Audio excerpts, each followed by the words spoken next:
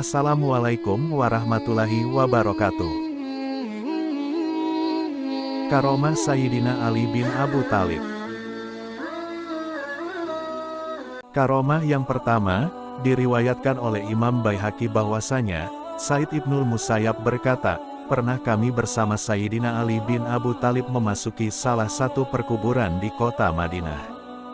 Kemudian Sayyidina Ali bin Abu Thalib mengucapkan salam kepada penghuni kubur, Assalamualaikum warahmatullahi ya ahli kubur, apakah kalian mau mengabarkan kepada kami tentang apa yang engkau alami di alam kubur, ataukah kami yang akan mengabarkan pada kalian apa yang terjadi sepeninggal kalian di sekitar kami.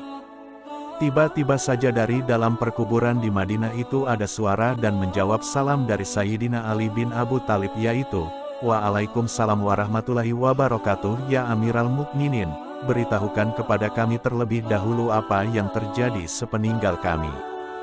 Maka Sayyidina Ali bin Abu Thalib menjawab, baiklah, aku akan mengabarkan bahwa istri-istri kalian yang telah kalian tinggalkan telah menjadi janda lalu mereka menikah lagi.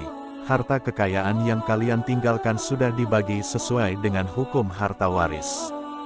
Anak-anak kalian telah menjadi anak yatim. Sedangkan rumah-rumah yang kalian dirikan kini telah dihuni oleh musuh-musuh kalian. Inilah berita yang ada pada kami, lalu bagaimana berita yang ada pada kalian?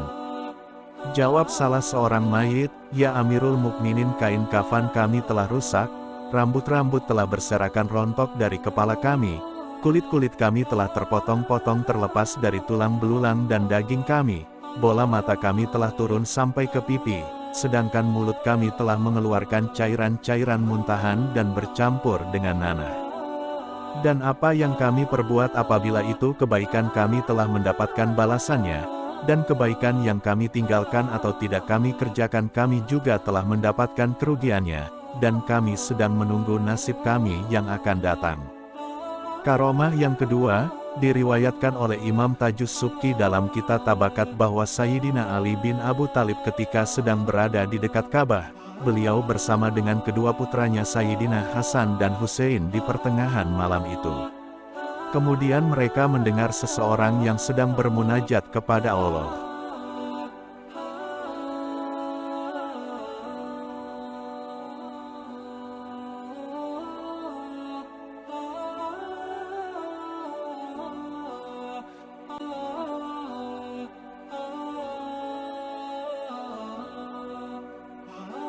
Artinya, wahai zat yang menjawab panggilan seorang dalam kesempitan di tengah malam hari.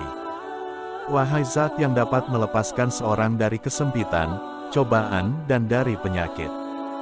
Tamu-tamumu telah tidur semuanya di sekitar Ka'bah dan ada yang sudah terjaga, sedangkan engkau wahai zat yang hidup dan berdiri sendiri tidak tidur.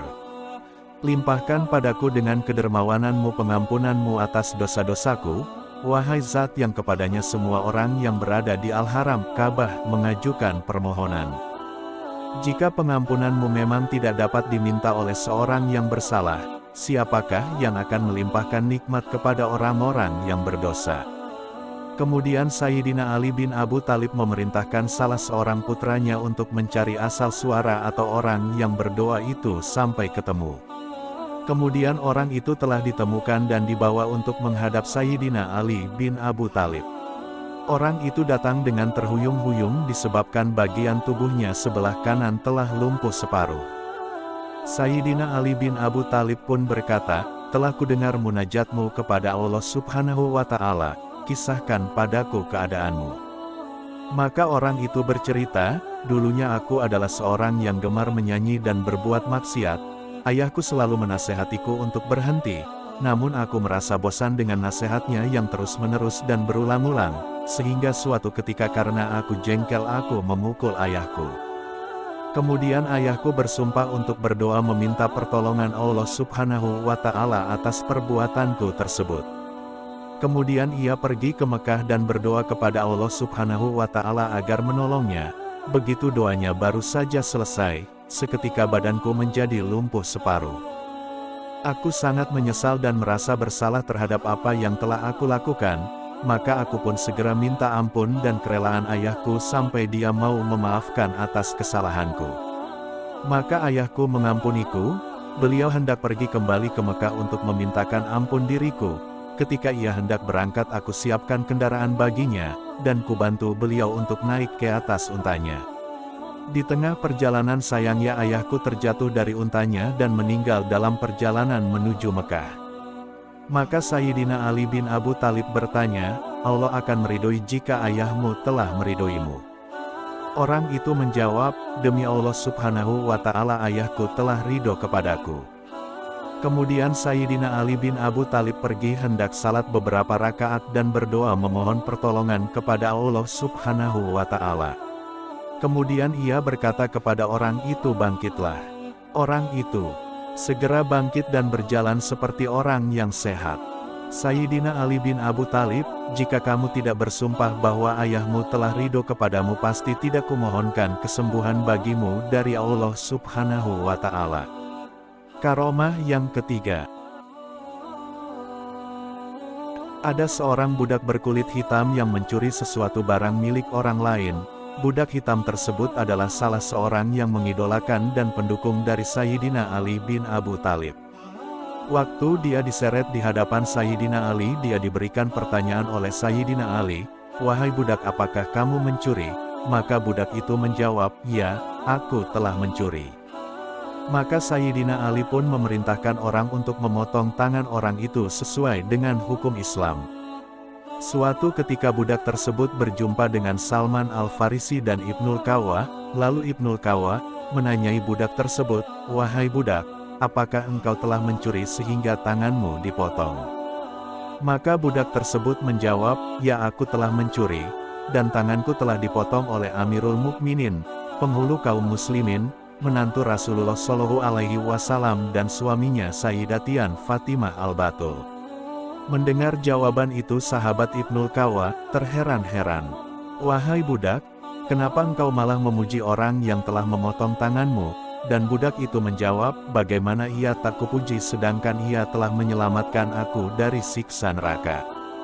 Salman yang mendengar jawaban itu segera bergegas menemui Sayyidina Ali bin Abu Thalib dan menceritakan kisah budak tersebut kepadanya. Kemudian Sayyidina Ali memerintahkan seseorang untuk memanggil kembali budak hitam itu.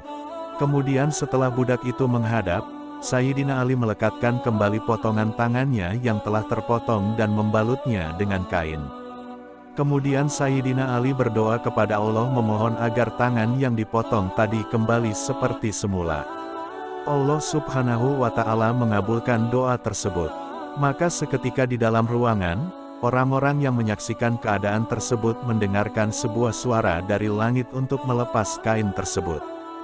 Setelah kain tersebut dilepas, tangan yang tadinya terpotong telah tersambung seperti keadaan semula, bahkan tampak lebih indah dari sebelumnya. Karomah yang keempat.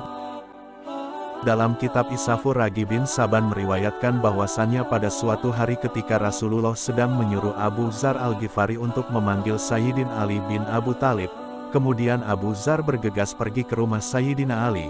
Begitu sampai di rumahnya, Abu Dzar terheran-heran melihat gilingan gandum yang berada di rumah Sayyidina Ali bekerja sendiri tanpa ada seorang pun yang mengerjakannya. Itulah beberapa karomah Sayyidina Ali bin Abu Thalib. Semoga dengan mendengar kisah ini membuat kita lebih mencintai Rasulullah dan para sahabatnya. Amin ya rabbal alamin. Barakallahu fikum. Dari hamba Allah yang ingin belajar baik. Assalamualaikum warahmatullahi wabarakatuh.